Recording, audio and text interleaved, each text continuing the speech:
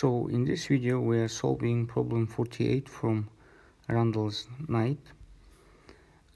It says that for your science fair project you need to design a diffraction grating that will disperse the visible spectrum over 30 degrees in first order. How many lines per millimeter does your grating need? It was the question A. And question B, what is the first order diffraction angle of light from a sodium lamp? So let's start solving this problem from some drawings. So you will have diffraction grating, and let's say that the distance between two nearest slits will be D. And here we will have our screen,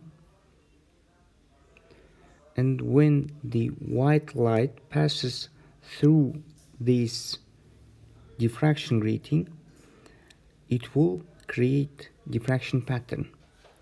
But as white light consists of 7 lights, okay, it consists of 7 lights, and each that light has its own wavelengths, each light will create different diffraction pattern.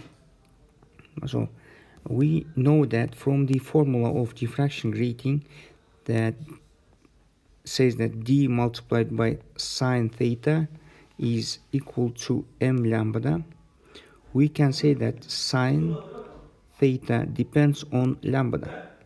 So angle of diffraction will depend on wavelengths of the light. So as we know, the white light consists of 7 lights, and the minimum wavelengths of the light is 400 nanometers, and the maximum wavelengths will be 700 nanometers. Let's assume that.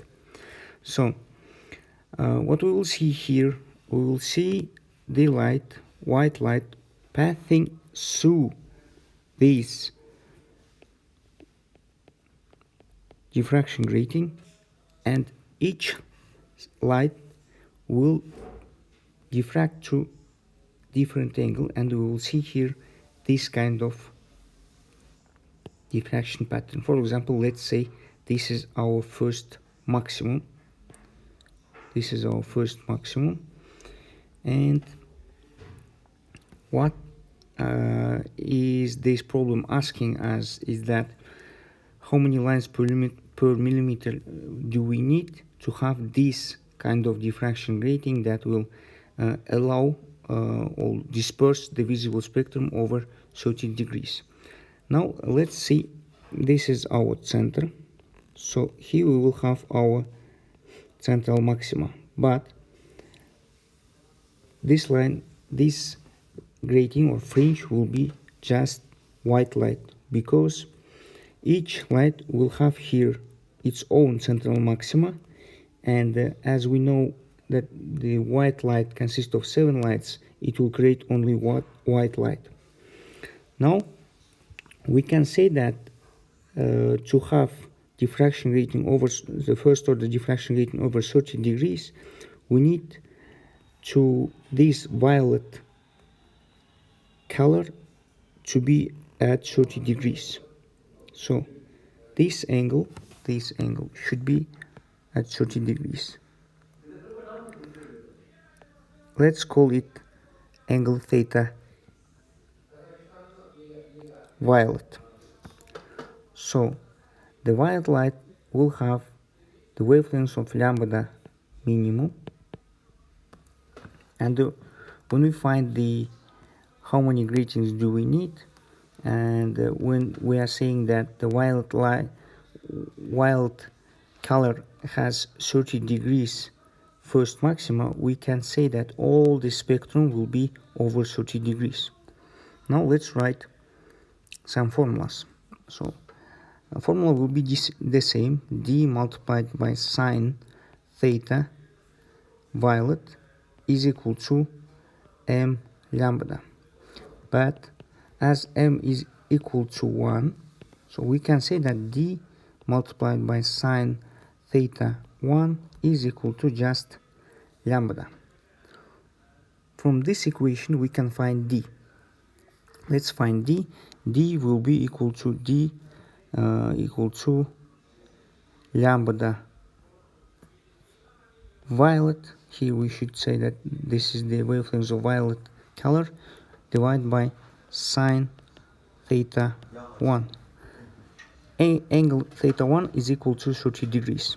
Now let's calculate what will be the D, the distance between two nearest slits.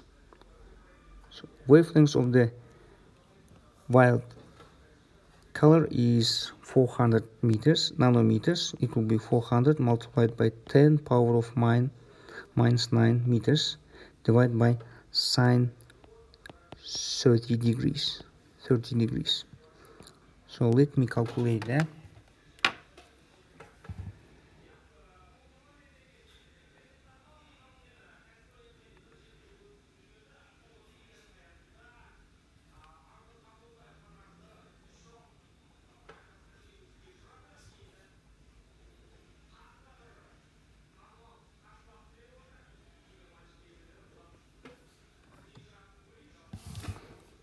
So answer is 8 multiplied by 10 power of minus 7 meters. So what is the problem asking is how many lines per millimeter does your grating need. So to find the number of gratings per millimeter, we should divide 1 millimeter 10 power of minus 3 meters to 8 multiplied by 10 power of minus 7 meters. So we will find the number of gratings. It will be 0.125 multiplied by 10 power of 4, or we can say it will be 1250 approximately gratings per millimeter. Let me write it as millimeters minus power of minus 1.